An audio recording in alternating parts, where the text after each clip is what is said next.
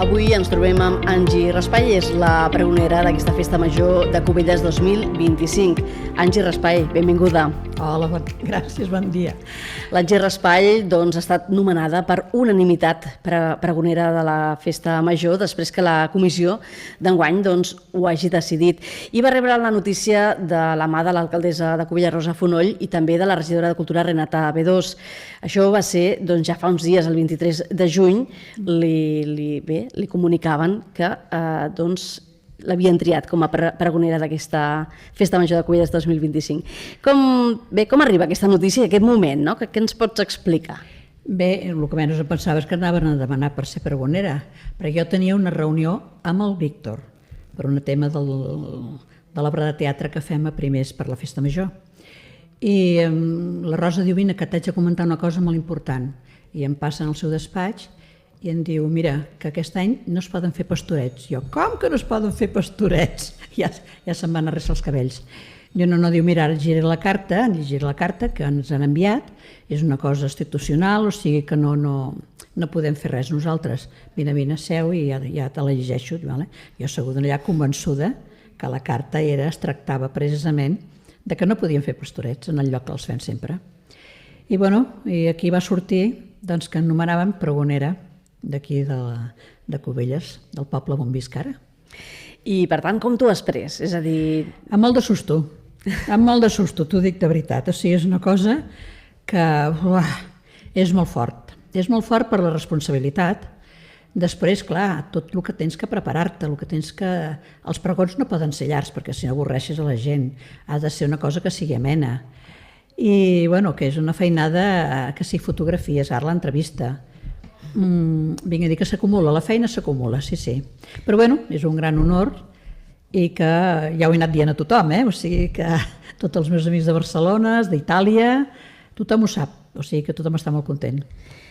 Farem 5 cèntims de l'Angie Raspall perquè ella és molt coneguda a Cubelles, sobretot per la seva vinculació amb diverses entitats culturals del municipi, principalment del grup de teatre del Casal de Cultura. Ets la directora, has viscut totes les etapes d'aquest teatre, que va començar amb uns pastorets, que ha fet altres obres de teatre. D'això en parlarem al llarg d'aquesta conversa, però també hem de dir que l'Angie és coneguda també per la confraria del Via Crucis, de Divendres Sant, i també de la primera etapa de la penya barcelonista també ella hi ha tingut a veure també. Però comencem... dels Specials Olímpics. I dels Specials Olímpics, també, sí. M'explicaves que també en parlaríem dels Specials Olímpics, aquesta arribada de la Flama l'any 92. Però comencem pel principi. L'Angie Raspall, ella té 85 anys, és nascuda a Barcelona. El mes de novembre.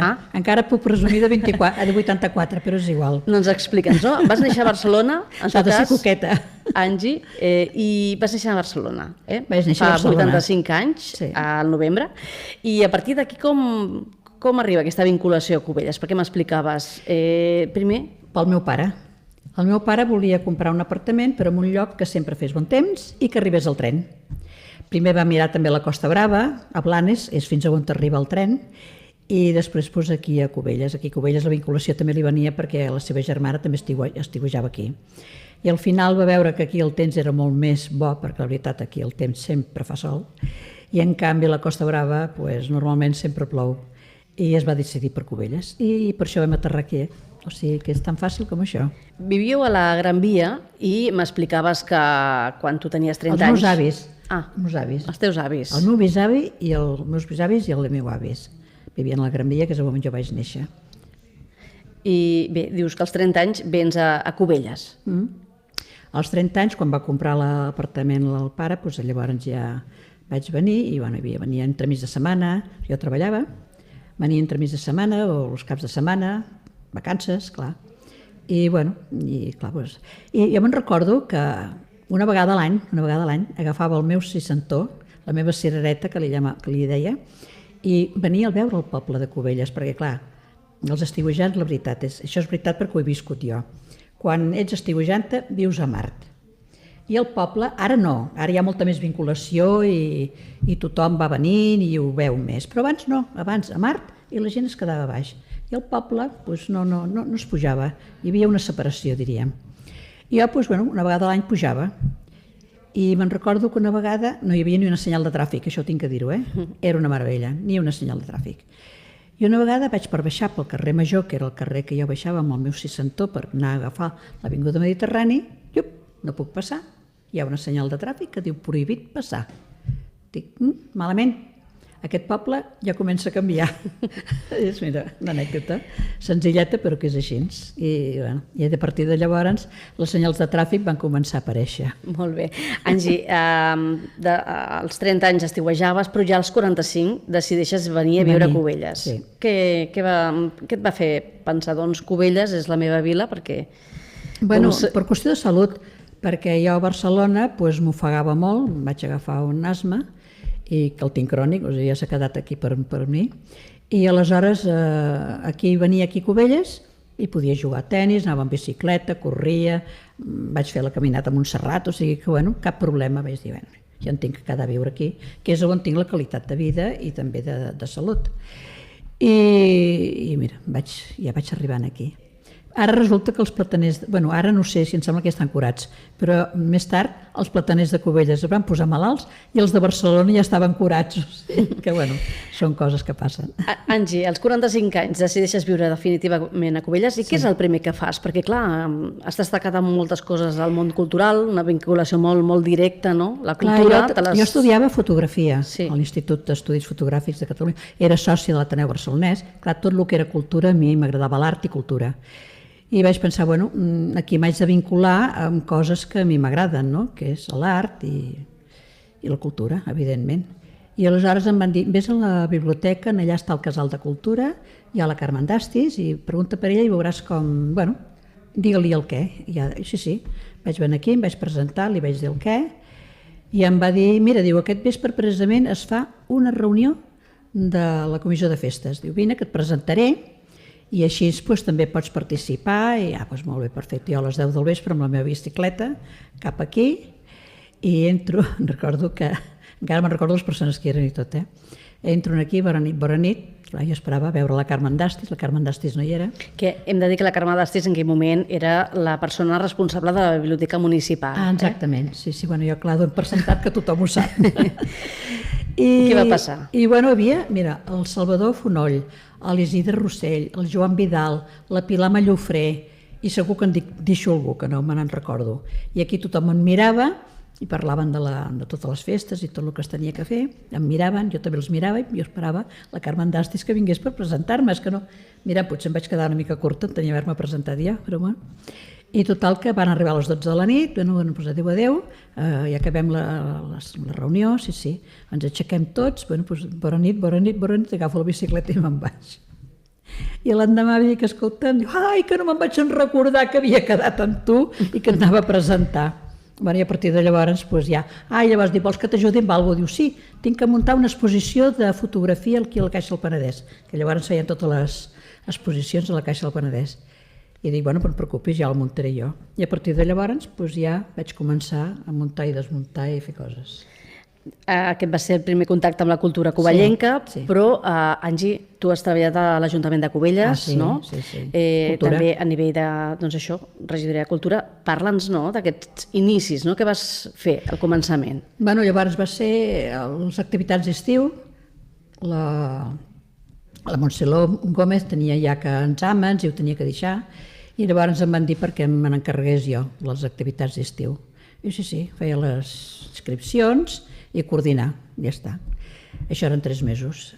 I ja després, llavors la Carmen Dastis, que també ajudava la Dolors Thomas amb el tema del concurs de roses, com tenia que estudiar, perquè estava estudiant per bibliotecària, doncs no podia continuar ajudant-la. I llavors també em va proposar a mi per ajudar-la. I aquí ja va ser un seguit d'anar fent coses. O sigui que des de Cultura vas començar organitzant un casal d'estiu, no? Casal d'estiu, sí, les polònies, tenis, natació, també el que es feia d'inglès, costura, tot el que eren activitats d'estiu que apuntaven a la canalla o persones grans que també volguessin participar. I vas organitzar, com deies, el concurs de roses al costat de la Dolors Thomas. Bueno, organitzaven ells, jo ajudava. Tu ajudaves. Sí. Però què ens pots explicar del concurs de roses? Perquè, doncs això, vas col·laborar durant molts anys i, per tant, una festa que coneixes bé. Bueno, una festa molt gran aquí a Cubelles. A mi el que em sap molt de greu que aquesta festa hagi desaparegut. També té un cert sentit, aviam. On abans hi havia torres amb rosers, ara hi ha apartaments.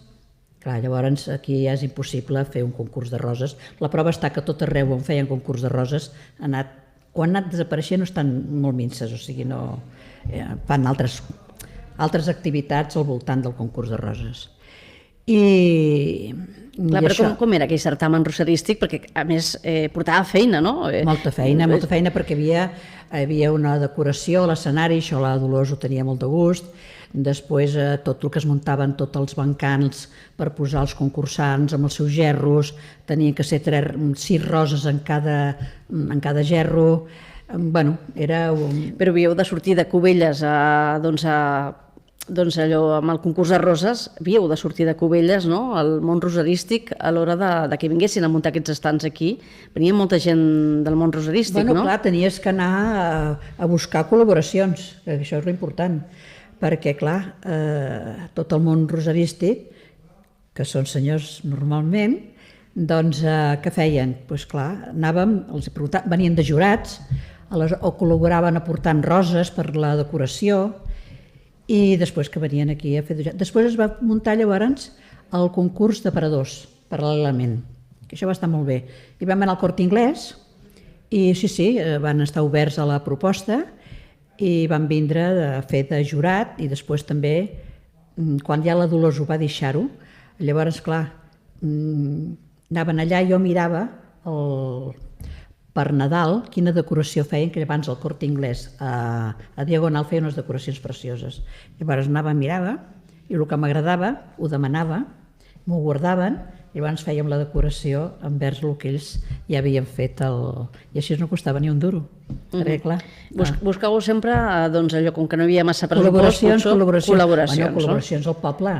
Tot el poble s'hi va abocar. És que, a més, aviam, tots els trofeus que es donaven, tot eren col·laboracions de comerciants, d'industrials, de la gent del poble, que col·laboraven, i després també dels roseristes, els llibristes.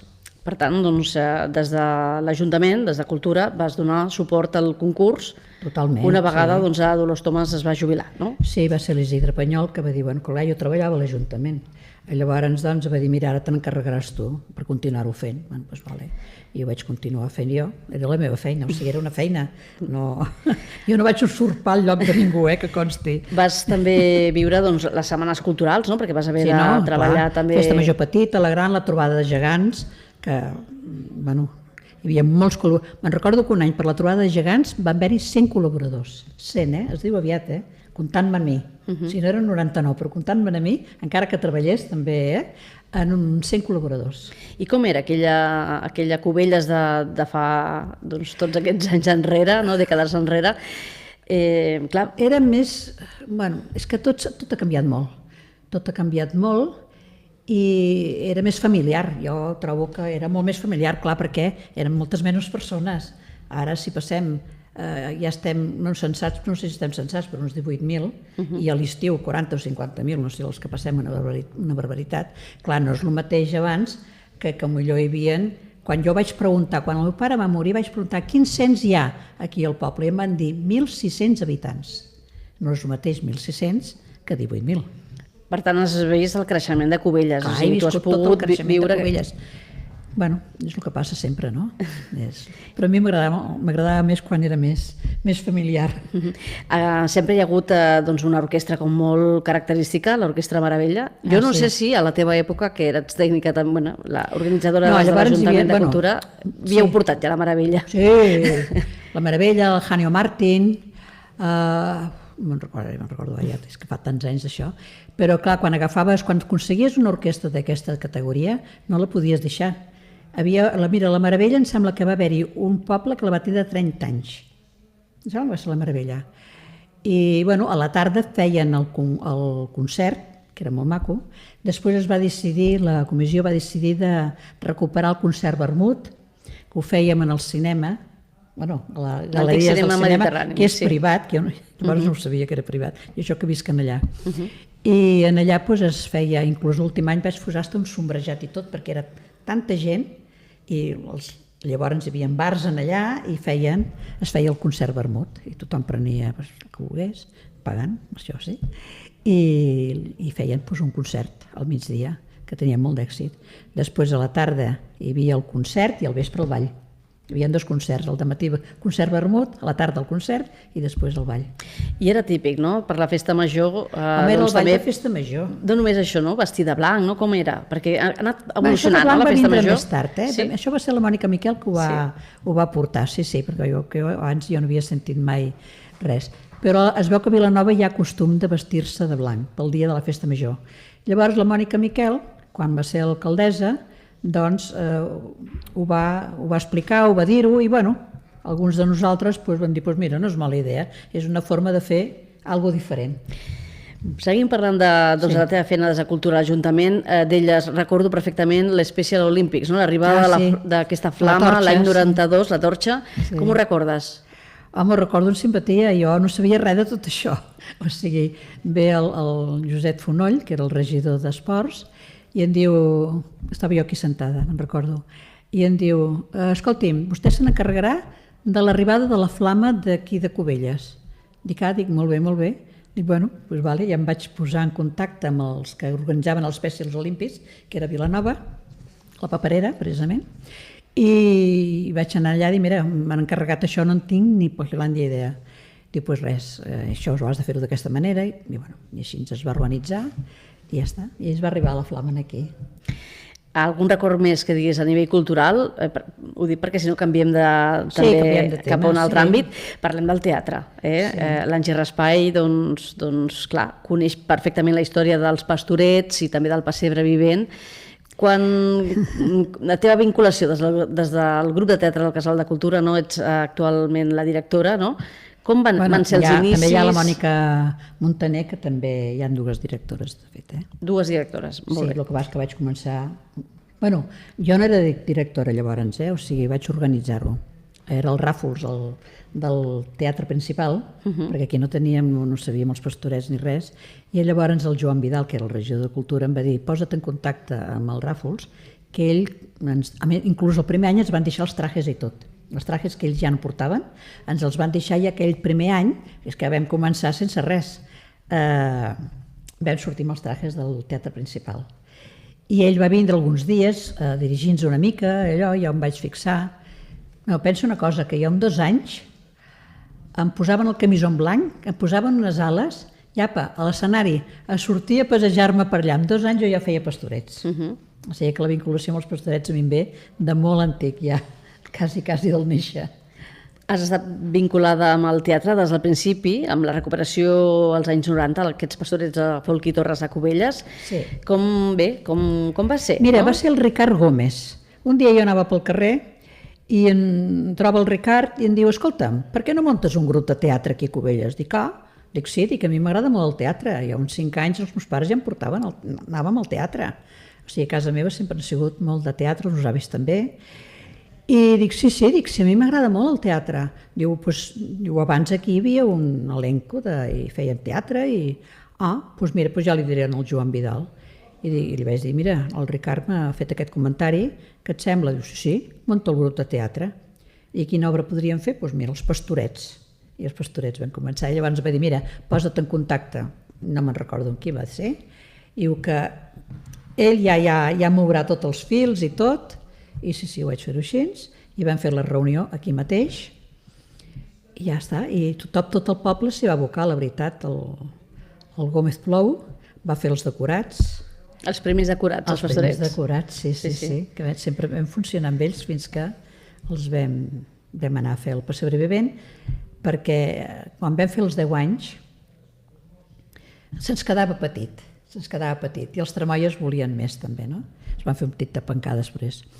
I van dir, per què no fem el Cuscó, va ser el que va tindre la idea, per què no fem un Pessebre Vivent? Un Pessebre Vivent? Sí, i un dia al vespre buscant l'indret millor per fer el Pessebre Vivent, i vam considerar que el castell era el millor lloc, no? i bueno, vam sol·licitar-ho, ens van donar el vistiplau i ja vam deixar l'Aliança com a teatre, però per teatre, no per pastorets, i l'Escotilló el va fer el Pere Lleó, va ser el que va fer l'Escotilló. I així, doncs, mira, vam anat avançant. Després ja va vindre la Fira de Nadal, ja vam tindre que anar-nos-en, i va haver-hi uns anys una mica de sequera, perquè clar, no hi havia director, no hi havia ningú que es fes càrrec de poder dirigir una obra de teatre. Llavors la Carmen Dastis, sempre la Carmen Dastis en la meva vida té molta importància, va dir, escolta'm, per què no li dius a la Montse Lago que ella, jo penso que us dirigiria, i dic, doncs sí, cap problema, va donar el meu telèfon, em vaig posar en contacte amb la Montse Lago i em va dir sí, però poesia, teatre no, jo no en dirigeixo. Dic, bueno, doncs poesia, vaig pensar, mira, alguna cosa farem. I sí, i llavors ens va dirigir i ho fèiem en l'església per Nadal. Vam fer el conte de Nadal, fèiem les lectures, sí, el conte de Nadal, i després durant l'any també vam fer la vida del tren, no sé, alguna cosa d'aquí. Bueno, vam fer moltes coses i sempre ho fèiem, doncs clar, a l'església, que el mossèn ens ho deixava tranquil·lament, el mossèn Joaquín li agradava molt i bueno, cap problema. Fins que un dia, doncs clar, la Montse Lago es va voler ja jubilar i llavors vam trobar una altra vegada orfes, sí, que nosaltres hem anat així, no? I llavors, doncs, bueno, ja vam començar a buscar i va sorgir el Josep Lluís, que ens va dirigir a un lloc tan important que es va fer per la Festa Major Tot un món, que vam al·lucinar perquè, clar, nosaltres ensejàvem i ho fèiem i tot, però bueno, vam veure que el muntatge era important, però el que vam pensar és que vinguessin 900 persones. Muntatge, doncs, al costat del Josep Lluís Villanueva, que havia treballat també a la nostra emissora municipal, a Ràdio Cubelles. Exactament, sí. Doncs clar, tot el muntatge, els Diables també van sortir, els Gegants, la Coral, o sigui, vinc a dir que va ser un espectacle digne de la Festa Major, evidentment, no? I bé, i després vam fer també algunes lectures, amb ell també vam fer lectures. Armes de virtut, em sembla que és aquesta, i alguna més, no me'n recordo algunes més.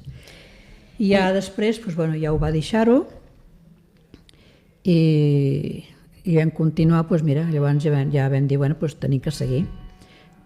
Ja, heu fet molts poemes, lectures dramatitzades. Del Víctor Alari des del primer any, que es van començar en el cine, és que clar... Col·laboreu posant la veu a aquests poemes premiats del Víctor Alari? Víctor Alari, sí, posant la veu en els poemes del Víctor Alari. Des del primer any.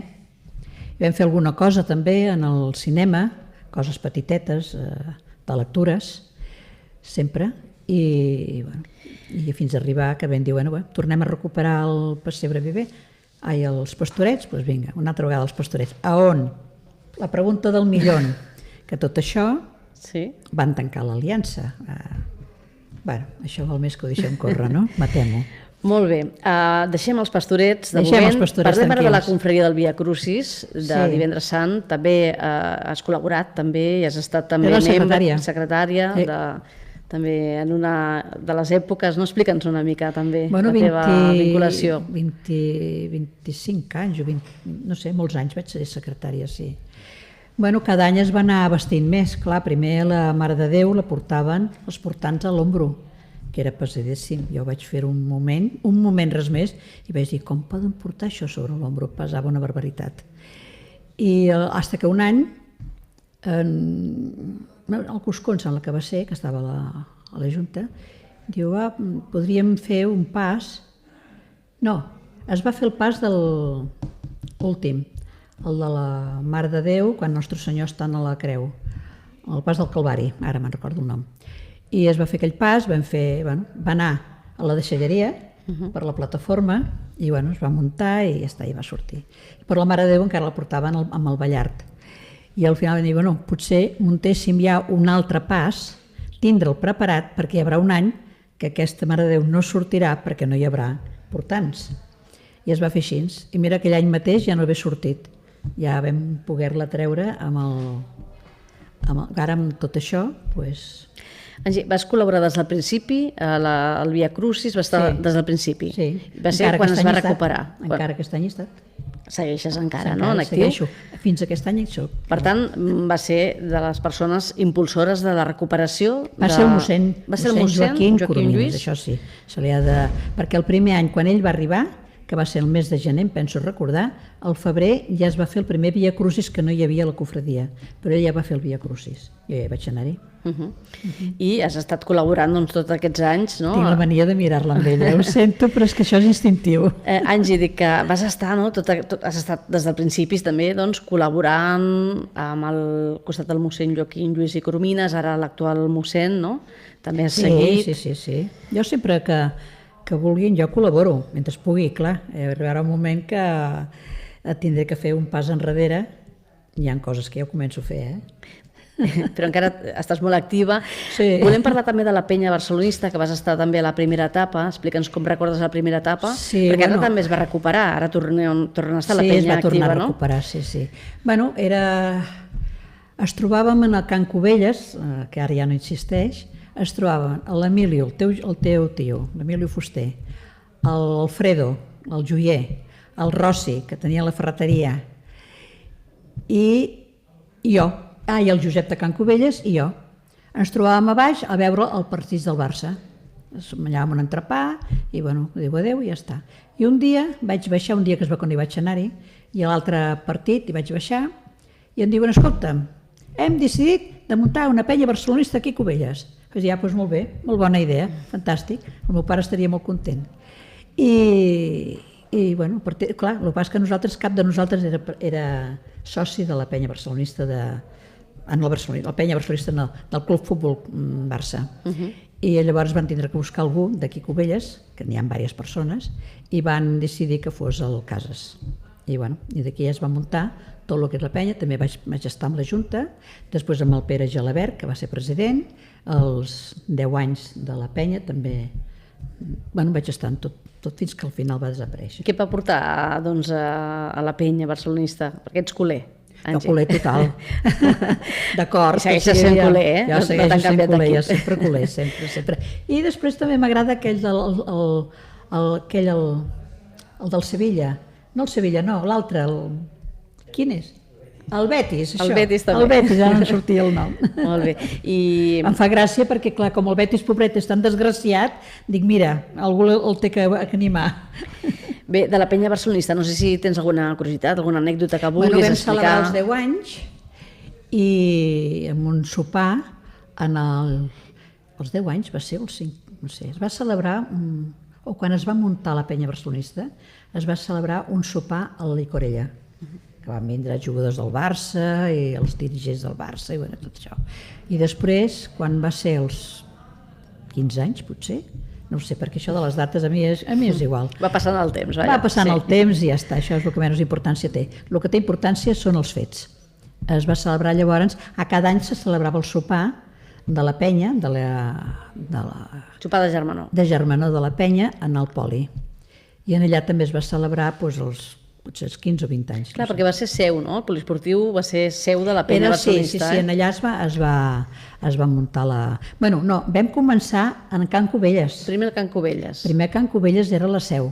Es pujava a dalt a veure els partits del Barça. Allà es havien fet sopars de la penya. I campionats de dòmino i de parxís. Quan Can Cubelles va tancar, vam tindre que buscar un altre lloc. I com en el baix al Poli la gent ja anava també a veure els partits i tot, doncs ja ens van dir que si volíem tindre allà la penya, ells barcelonistes 100%, que podíem... I ara l'Armengol, no? Actualment? I ara actualment és l'Armengol, sí. Molt bé. Angie, hem d'anar tancant, però ens agradaria també que ens parlessis... És que no sé què diré jo en el dia del pregó, perquè ho he explicat tot aquí. M'has dit que volies parlar també del centenari de Charlie Rivel, perquè recordes aquest fet com també un fet entranyable. Va ser un fet molt important, 100 anys, i vam tindre, amb la Neus Capdet, buscant col·laboracions, la Diputació ens va col·laborar amb alguna cosa, amb un llibre, en el llibre del Charlie Rivel i amb els panons aquells que anaven penjats a la carretera, el Jové Joval amb els dibuixos, que ell sempre va ser un seguidor afèrrim del Charlie Rivel, i bé, es va fer un dia de pallassos aquí a Cubelles. Es va fer l'arribada de la Hippie, que ens va deixar un carro, i es va fer l'arribada del Charlie Rivel, que el Charlie Rivel el vam trobar a la Rambla, els que fan les figures humanes i així, i la meva mare m'ha dit, escolta, hi ha un senyor que fa de Charlie Rivel, us aniria bé doncs, per fer això de l'arribada del Charlie Rivel. I vaig dir, doncs mira, i vaig anar a veure'l, i vaig parlar amb ell, i sí, va vindre amb tota la seva trupe i van muntar l'arribada. No va ser potser el centenari que ens hagués agradat. Penso que aquí a Cubelles algú tenia que haver quedat d'aquest centenari, que no ha quedat. Jo no recordo que hagi quedat res d'aquest centenari aquí. En canvi, a Vilanova sí. Hi ha la plaça de pàrquing, la plaça i a sota el pàrquing, Charlie Rivel, que ho van fer-ho arrel que va anar a la inauguració, la Neus i jo, del centenari Charlie Rivel. Jo, em sembla que recordi, és l'únic que queda, que jo recordi, potser m'equivoco, que queda en peu del centenari Charlie Rivel. Em deies que volies parlar del centenari perquè és un dels grans acords o destacats de la teva tasca cultural? A l'Ajuntament va haver-hi una cosa de la Diputació de protocol, de fer uns cursos de protocol, i em va preguntar si el Marcilles em va preguntar si m'interessava. Jo sí, i tant que sí, i vaig anar. Ho feien a l'Escola Industrial i anava cada dia i vaig fer aquest curs que em va agradar molt, va ser molt interessant, i teníem que presentar un treball. L'últim treball teníem que presentar, ens van posar una inauguració, etc. Em van portar diverses coses. Jo, com teníem el del Charlie Rivel, vaig presentar la inauguració del Charlie Rivel. No tenia res a veure amb tot el que es va fent aquí. No, va ser menys. I el vas conèixer amb ell, en persona? El Charlie Rivel, sí, el veia passejar per baix. La Joseline va viure a la meva escala, al mateix replà meu, i després es va generar una bona amistat. Sí, em convidava a casa seva a prendre el te i m'ensenyava tots els maquillatges que es posava, em deia, te estoy enseñando todos mis secretos. Era molt maca, pobreta, molt maca. Per tant, Angie, molts records, els que suposo que escoltarem al pregó, no?, les seves vivències. Bueno, és que ja ho he explicat tot aquí, és que no sé què explicaré allà ara. No diré bon dia, no bona tarda, perquè és la tarda, hem canviat l'horari, molt encantada, molt gustosa de que hàgiu vingut. Adéu, bona nit. Angie, en tot cas, 85 anys, d'elles, pregonera de la Festa Major, un honor que hagin també triat una dona, no?, pregonera. Bueno, l'any passat va ser la Montse Antó. No, l'any passat va ser menteixo, perdoneu, va ser l'Amalio. Sí. L'Amalio, i l'altre any va ser la Montse Antó. Hi ha hagut pregoners i pregoneres. Hi ha hagut pregoneres. Aquest any hem pensat... La Xus també ha sigut pregonera. No, hi ha hagut pregoners, potser hi ha hagut més pregoners que pregoneres, però bueno, això s'està canviant. Això ho haurem de mirar, no? Haurem de veure si estem a la qualitat. Bé, no ho sabem. En tot cas, el dia 13 d'agost, canvi de format també. Sí, molt bé. Per tant, al vespre... Aplaudeixo el canvi de format. Sí, tindrem aquest pregó de la Festa Major. Sí. Angie, ja sabem que l'has de reescriure, que estàs treballant, no? Ara, doncs, t'han posat aquesta meta. Demano disculpes d'anticipadament ja, perquè no és fàcil, No és fàcil. És un nou repte, Un nou repte per tu, ser pregonera de la Festa Major de Cubelles. No, i tant, que és un repte i un honor. O sigui, això no cal ni dir-ho. És tot un honor, evidentment. I estic contenta, espantada però contenta. Doncs anem tancant l'entrevista, Angie. No sé si vols algun missatge més a l'hora de fer un convit, no?, que et vinguin a veure aquest dia, que et vinguin a escoltar. Sí, i que tothom gaudeixi de la festa i que sigui molt feliç. Moltes felicitats també per aquest pregó i que t'hagin triat. Suposo molt contenta també que aquesta comissió hagi pensat en tu, no? Sí, i crucem tots els dits. Creuem perquè no plogui. Bueno, que no plogui primer, però bueno, això, però sobretot cruceu els dits perquè ens surti bé. Que segur que anirà molt bé. Moltes gràcies, Angie Raspai, pregonera de la Festa Major de Cubelles 2025, per aquesta entrevista. Moltes gràcies.